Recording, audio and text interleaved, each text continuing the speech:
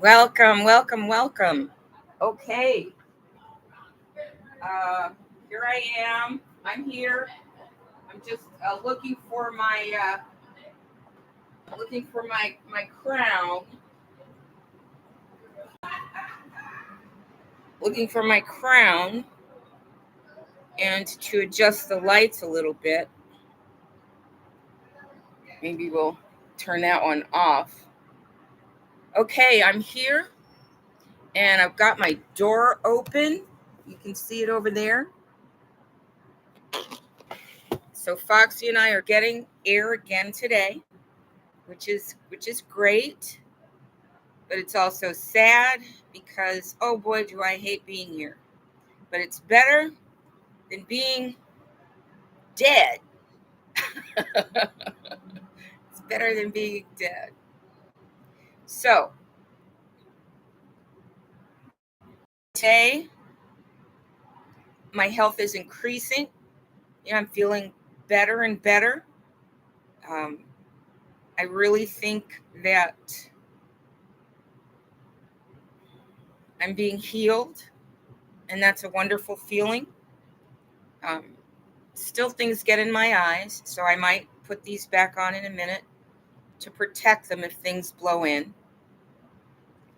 And I also want to say that I think these cameras and the iPhone cameras distort people's faces because, like, if you saw my face, I don't have this much of an ape mouth, of a monkey mouth. I mean, I do, and I created it kind of myself, but um, it, the proportions of my face are off, and I notice the same with other people that I talk to. That something about the way the iPhone and the cameras that are being sold recreate people's faces seems to distort. And that relates to origin stories, believe it or not. That relates to origin stories, believe it or not, because that's the topic that we're going to talk about during this conversation. Exopolitical diplomacy is the process of defining terms and positions and politics around intragalactic relationships between sentient beings.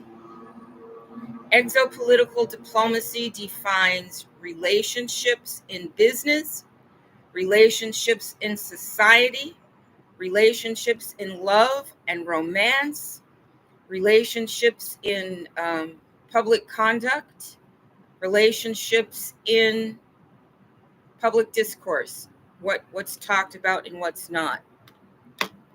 One thing I've noticed a lot um,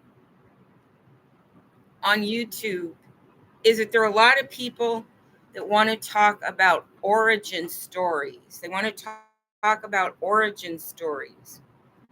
And here's where I'm going to start this conversation. When you go to a party, okay, you're going to a party, and it's going to be a Star Trek party. So there are going to be people there of all races and all species of sentient beings, and we're all going to be there together. Do you want to hear the history of their people as they know it? Or do you want to know who they are in this real present moment? Origin stories have been a vehicle for deception for quite some time. And I heard an origin story given by a real American from the Mi'kmaq tribe from Nova Scotia and the Northern Territories. And the way he told his origin story was that there is a God, but it might not be the same God that the Europeans have conceptualized. That his tribe's idea of God is that God is a consciousness that created everything and that creates the environment for further creations by lesser beings. That God is the creator. And he felt this informer this participant in a folkloric collection by a Canadian university dominated by Europeans. His view is that the Europeans saw God as a person, as an actual embodiment of a human being that looked just like them. And he was distinguishing that in my culture, God doesn't look like anybody. God is too big to conceive as a human self. God is too great and grand to be encapsulated in a man, the body of a man or woman. And that's how I see God. And I think that that's how we all see God, no matter how we may talk about God and who God is. Now, as usual, the fibers in the air mostly attack my face when I start recording. And that's why I really think that they are intelligent. And I'd like you to remember that nanotechnology is microscopic by definition. Okay? Electron microscopes and microscopy is extremely important. So in terms of programming organisms or even controlling organisms that have already been created and deployed, that can happen. The origin stories that this the name of his tribe is MI, and then a diacritical mark, an apostrophe, and then there are more words. And I don't know what they all are because my grandfather told me that one of his mother's tribes was the Micmac or the Micmac, and he couldn't be sure of how to pronounce it.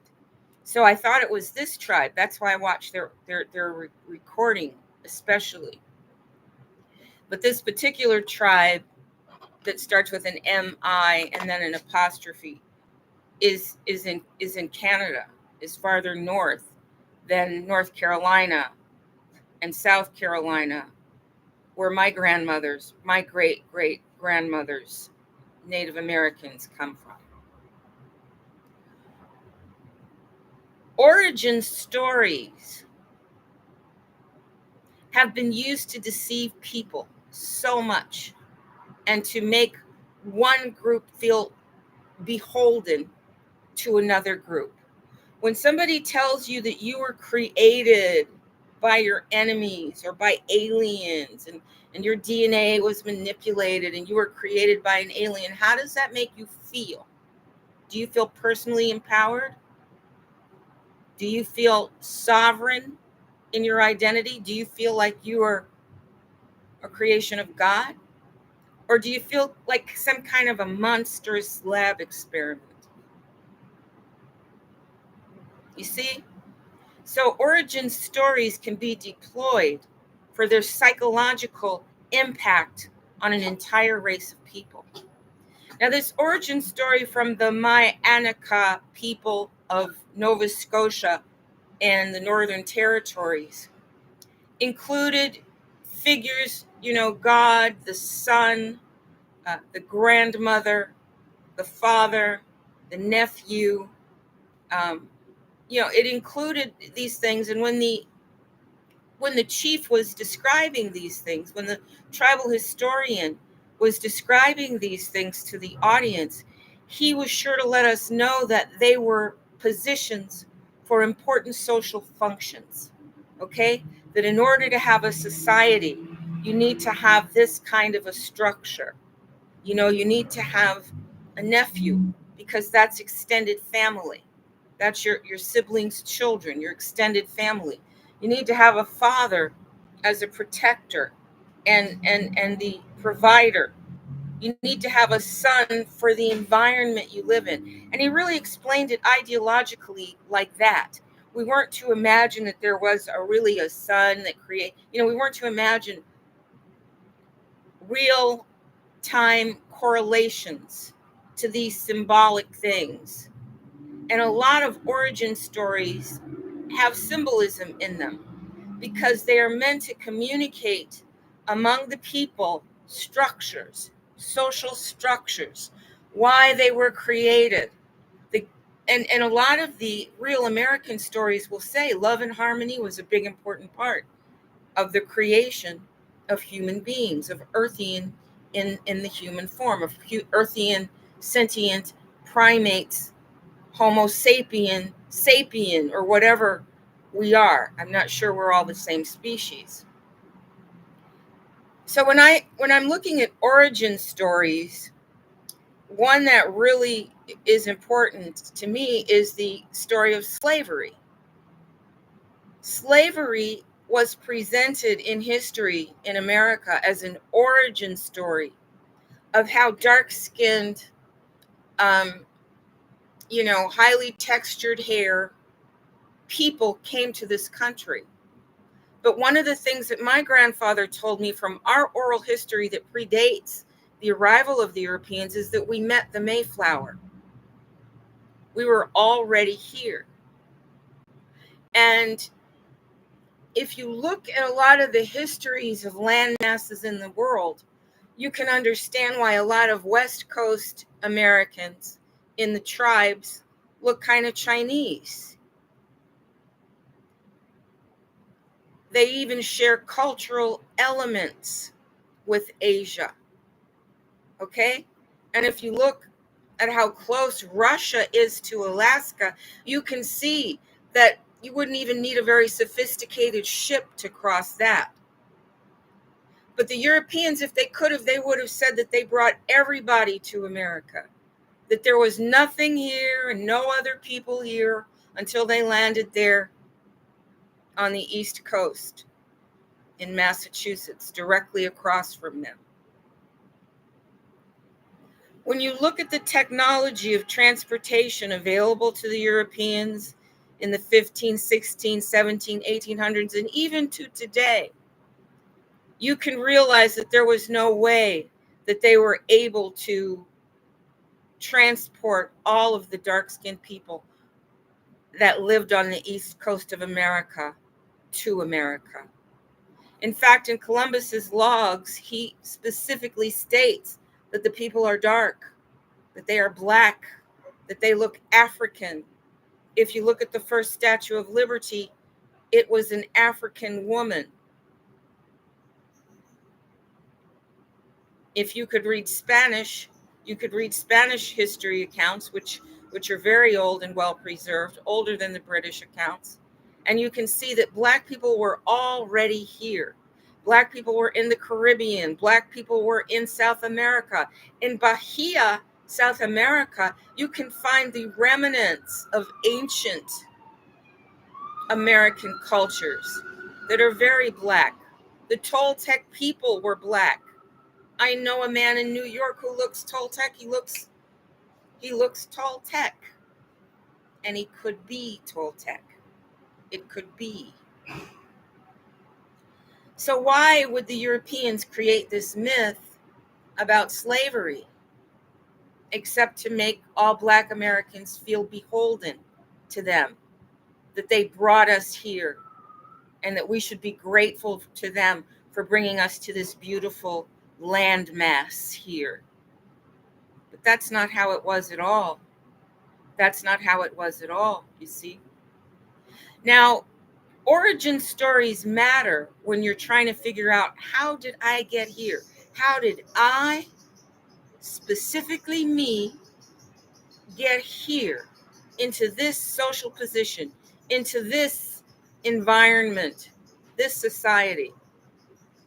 That's the origin story that really matters. I mean, when you go to a party, you don't want to talk to a guest who tells you, yes, my people arrived here by ship in 1492. You don't care about that. You care about, who are you? What is your relationship to me? How can our relationship grow or not grow? These are the kinds of questions that you want to know. You want to know the origin of the person from their start, right? How were you treated in your family? How did your start begin? When you look at cities west of the Mississippi, the cities and the towns are occupied by Europeans. If you are not European, your town was destroyed. Your city or town was destroyed. Okay? And now a lot of Europeans who settled here and established those towns with Lions Club and Rotary Club and all those emblems on the town sign, a lot of those Europeans have lost their lands because of all the bank scams in the 1990s. What's his name? What's that dude's name? Willie Nelson had Farm Aid, and they were really trying to help the European settler farmers. But the last time I drove through Iowa, I saw Denmark signs on big open fields of automated crops, automatically fertilized and irrigated crops. And I didn't see little farms, and I didn't see little people, and I didn't see children playing with lambs. I didn't see shepherds with cows. I did see feeding stations, huge industrial feeding stations, with a couple addicted to oxycodone and methamphetamines there as watchmen. And I talked to them in Nebraska or Iowa. But how did they get there? Well, the Oregon Trail was one way they got there. Now, when my children were growing up, there was a very popular video game called the Oregon Trail. And it did not really make clear that the Oregon Trail was a trail of blood and slaughter of the real Americans and the destruction of the real American towns so that the Europeans could occupy them. When we see the stagecoach, we don't very often see them as invaders, do we? We see them as settlers, as pioneers, people to admire. But if we really look at the origin story of those towns in Iowa, those towns west of the Mississippi, we will see another trail of blood of my people, the real Americans, the races that were already here. When we forget the origin of Europeans is an origin built in the idea of conquering each other and everyone, and we understand that that origin comes from living with scarcity, then we understand America in an entirely different way. And when we listen to the origin stories taught in school and the origin stories presented in the media and the origin stories repeated in social media and on the street, the origin stories that exist in the consciousness of our society, we see that it's loaded with these lies. These lies that make John Smith, the founder of the Mormons, a man run out of so many towns east of the Mississippi, that he was a known psychopath. He becomes the leader of people that are charged by the European government in advancing European ownership and control of real American lands at any cost. Lake Mead was created by creating drought among the real American people. But all they saw was the drought. They didn't understand that somebody actually drained their waters.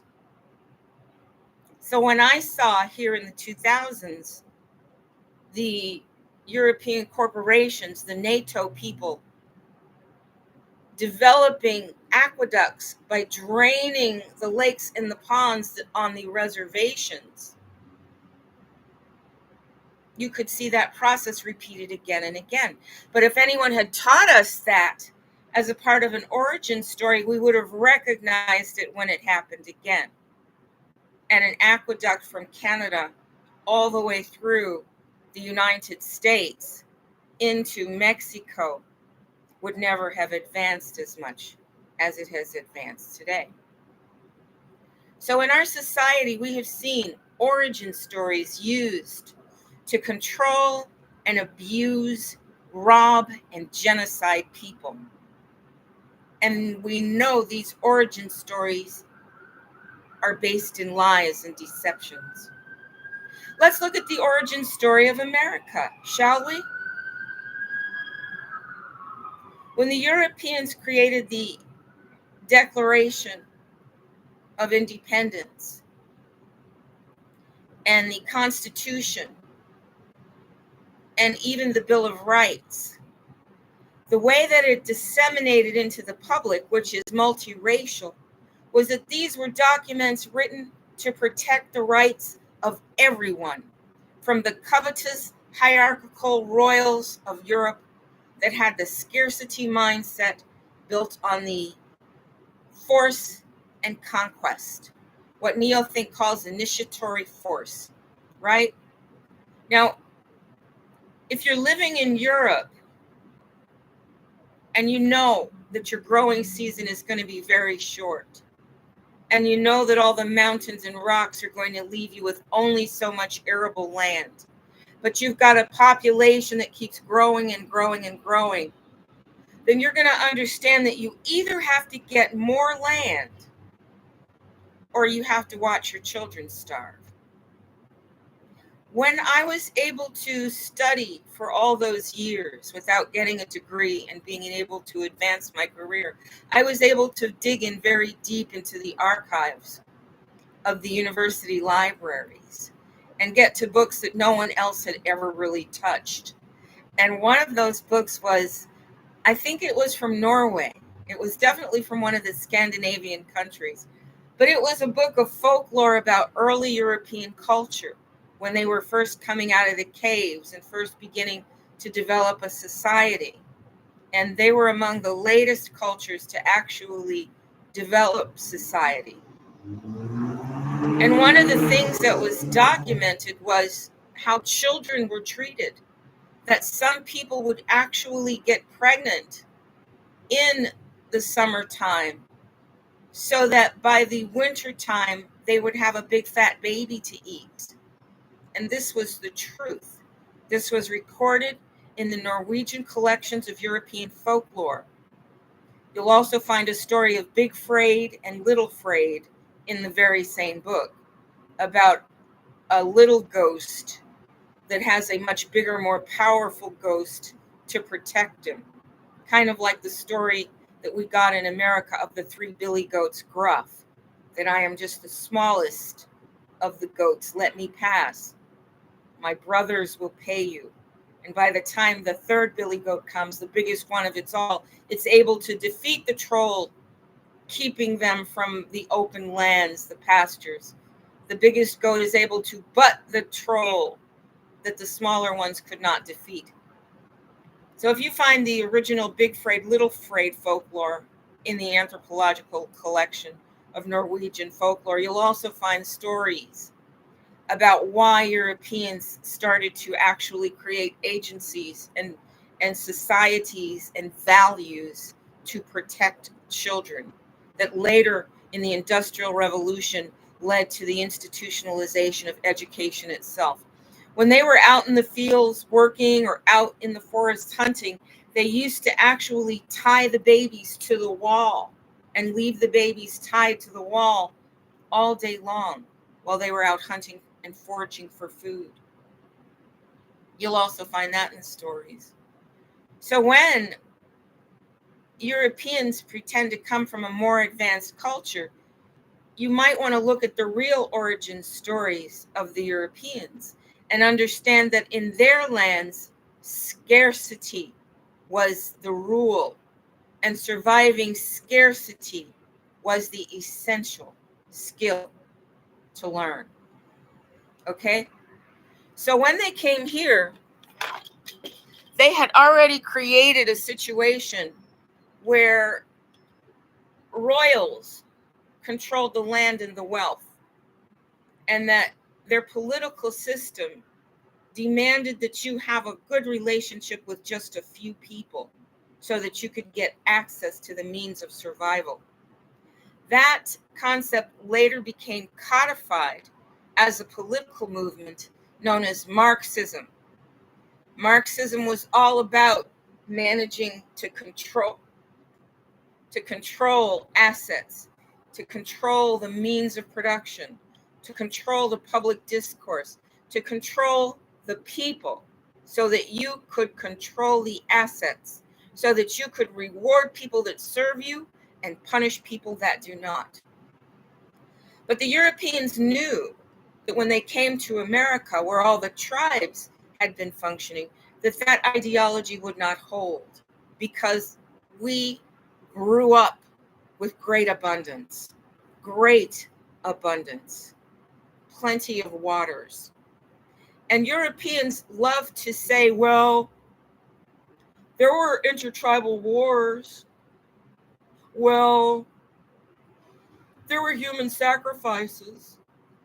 And I used to wonder, how come everywhere the European anthropologists go and find a ruin, they say, it might have been the site of human sacrifices.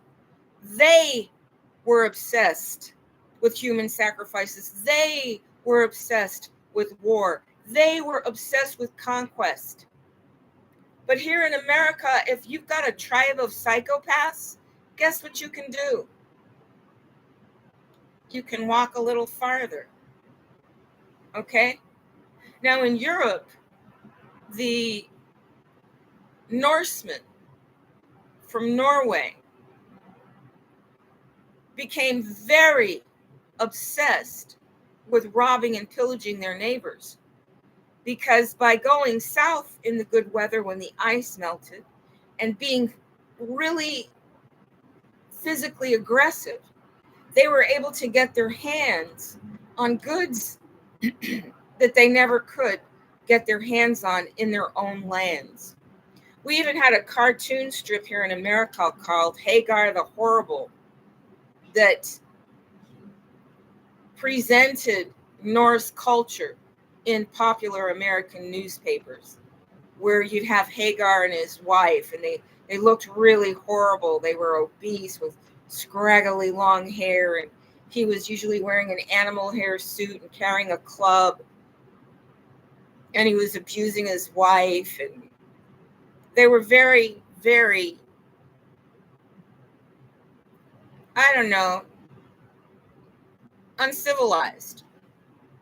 But this was a comic strip to help keep Norse culture alive in America. But when you look at what they were admiring, it's nothing that really Americans really admired. We didn't really go for that.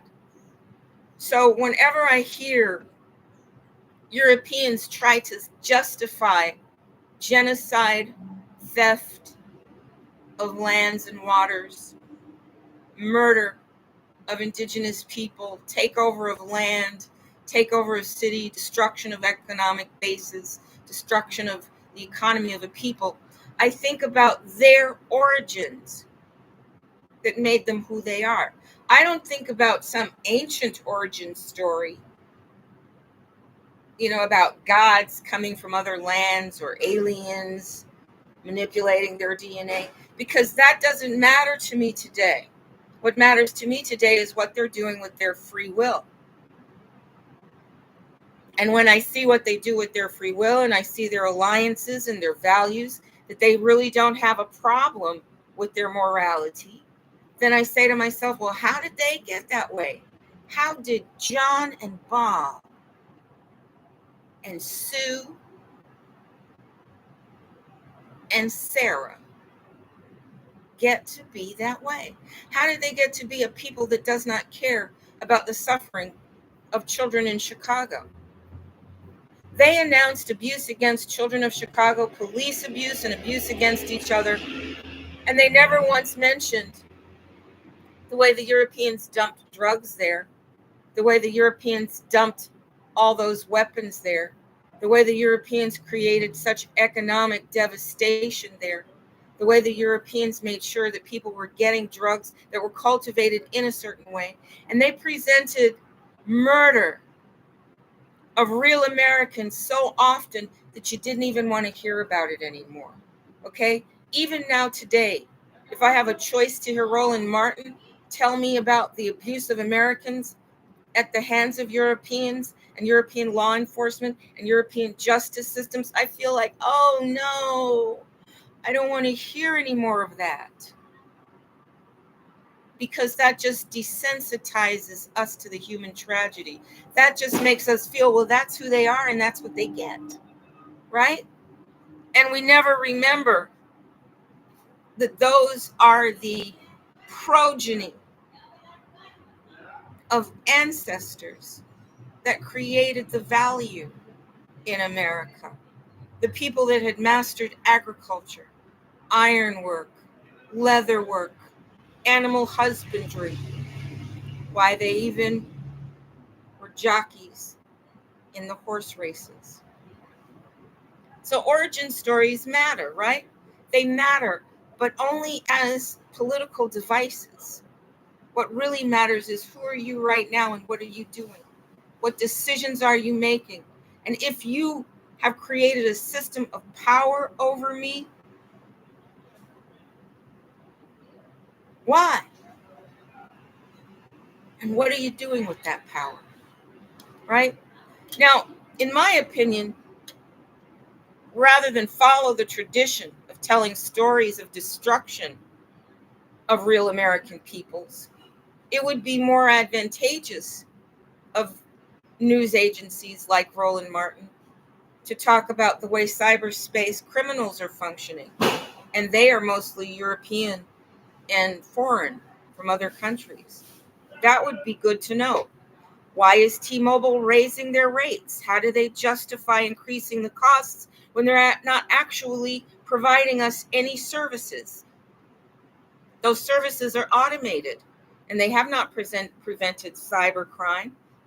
They've not done things to protect the public using telecommunications. They're simply trying to build more and more data centers so that when the cybercrime happens to download our stuff, because of the systems they've created, because of the tampered with telephones that they distribute to us, they just want to have more so they can enlarge their kingdoms, right? And keep us on scarcity. They have no reason to up their rates. They don't have actual people out there working. They don't have a huge employment force. And here's a little news for you. When the utilities did have employment forces before AT&T was sued by the antitrust as a part of a scam to reduce the social obligations of the Illinois Bell monopolies so they could concentrate their profits and their power. When they first started to do that, people in utilities were known for being able to sit around all day doing nothing, looking busy. They were known for not having enough work to do because so much of it is automated. It's not like you've got a guy carrying a message to all your friends. It's all automated.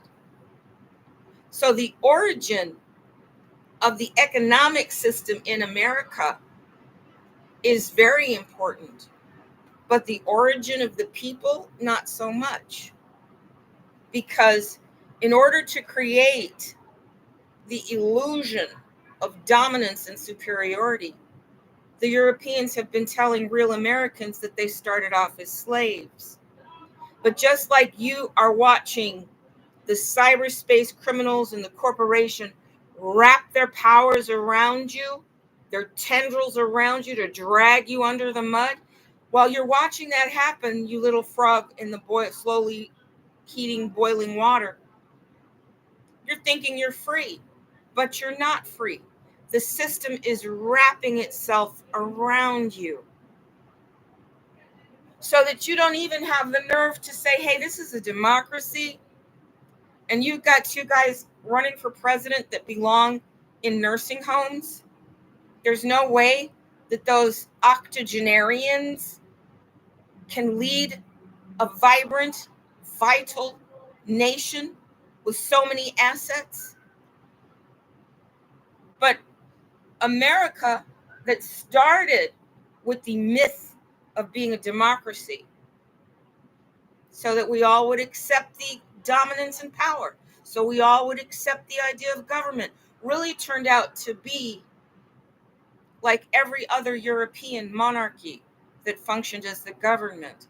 We've come to know government not as a group of people that protect us and look out for our rights and make sure that we have prosperity, but we see our government as a system of predators that wrap around us and drag us under.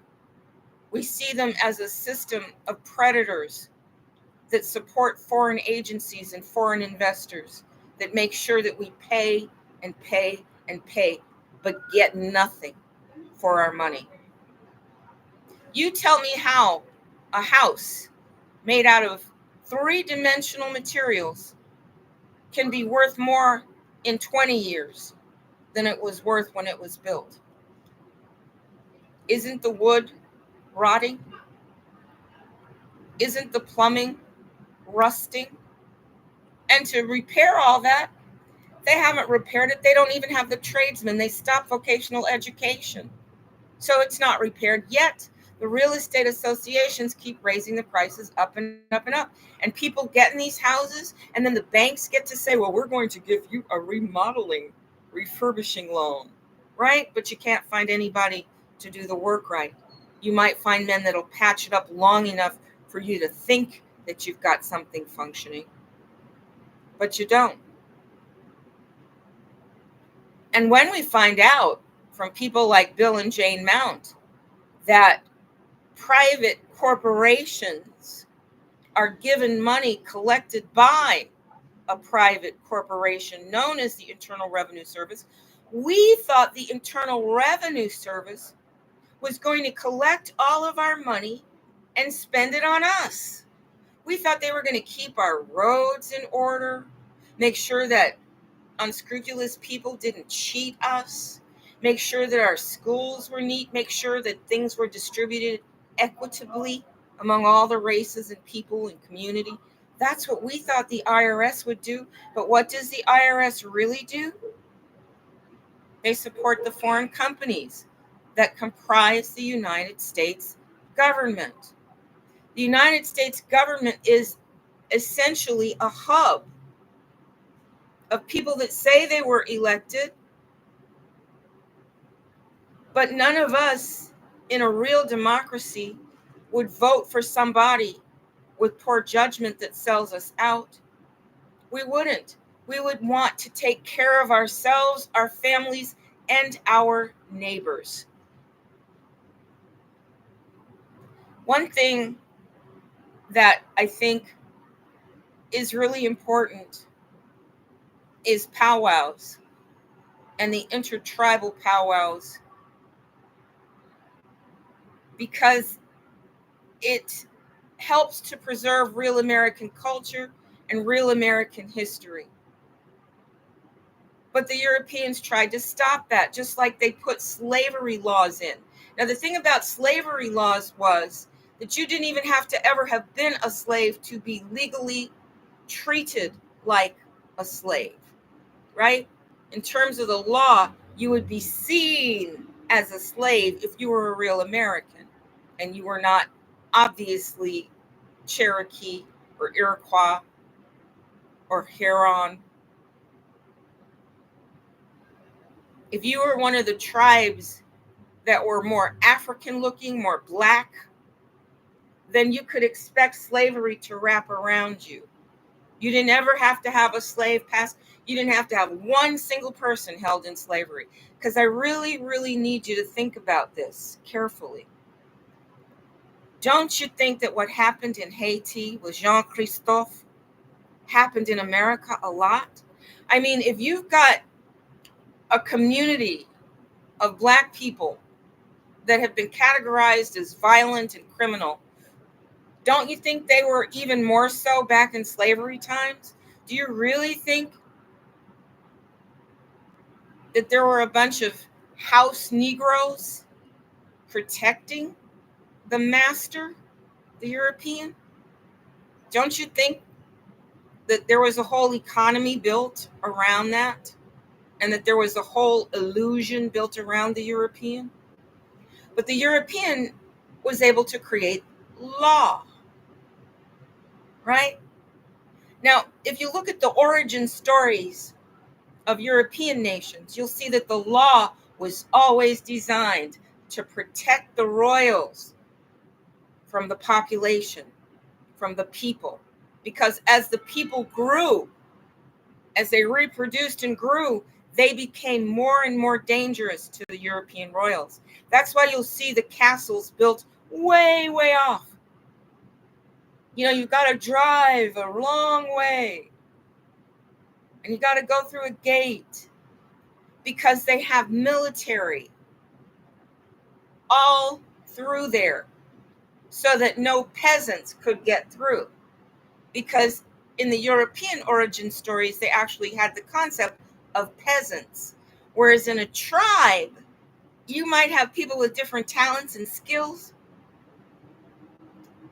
but you're not going to have a class system quite like that because of the sovereignty of the family in the tribal community and because of the way tribal governments are formed. Africa has a lot of the same. If you look at the story of Sundiata, which is the origin myth of the Malenke people, and the reason they call it the origin myth is because this guy named Sundiata, who became the king, actually was able to attract other races of people. Now, if you think that people go out and beat everybody up to force them into submission, that's kind of a new thing that could happen. That had to happen with improved transportation, improved weapons, air capabilities. Back when people traveled on foot, you could only conquer so much, okay? Because by the time you got to the tribe, you'd be exhausted, okay? And if you think you're going to come in exhausted and murder a bunch of braves and women, you better think again, right? You better think again.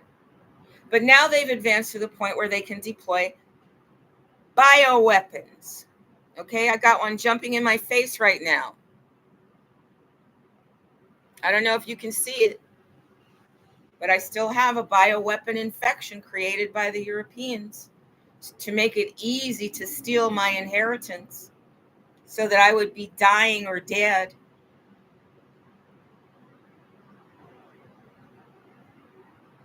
But we're beginning a new origin story of a new race of Earthians. We're beginning a new age. And this origin story, like most origin stories, starts with the destruction of what had been before.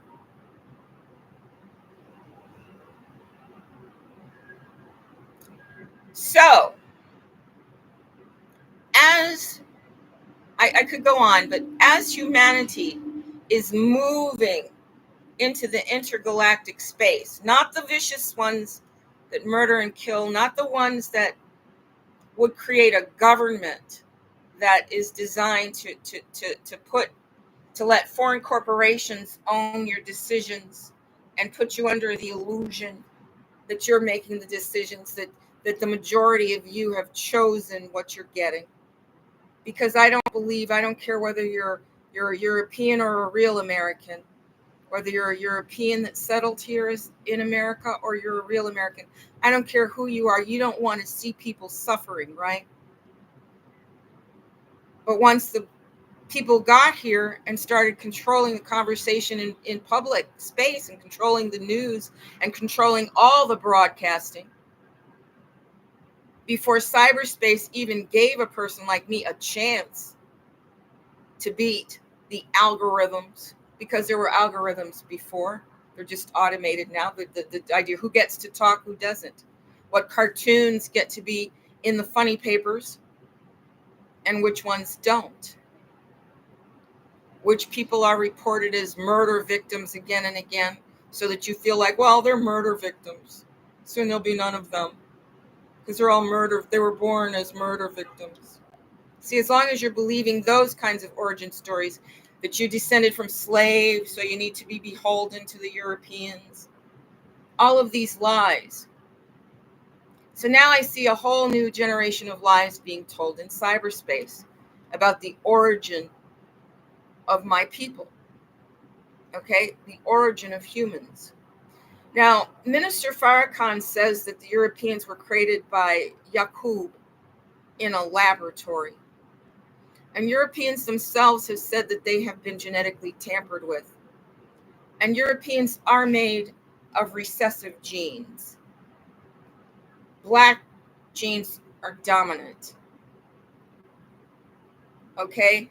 Multi-textured hair, hair that can actually curl as it grows out of the hair follicle, is more advanced than hair that just shoots out straight. Skin with a high rate of melanin production is more complicated than skin that has no melanin. Bodies with dense bone mass is more complex than frail little bodies. You see? So even when you look at the race of people, you can see that the genetics are derivative genetics from stronger stock. Now, when you listen to the so-called alien origin stories of Earthians, you'll hear them say that they took my people, the Earthians, who were primitive and inferior, and upgraded us, I guess, to Europeans. And I just have a serious problem with that. I have a serious problem with that on the total spiritual level. And rather than just say he said, she said, you say that I originated from some genetic manipulation by some other beings, and I say I did not. I say I am a creation directly from God, and that I was created and put here through the acts of God. That's my belief, right? But rather than focus on that, because you can just say, well, I have a different belief and I've got this book, or whatever you want to say about it. Let's start here.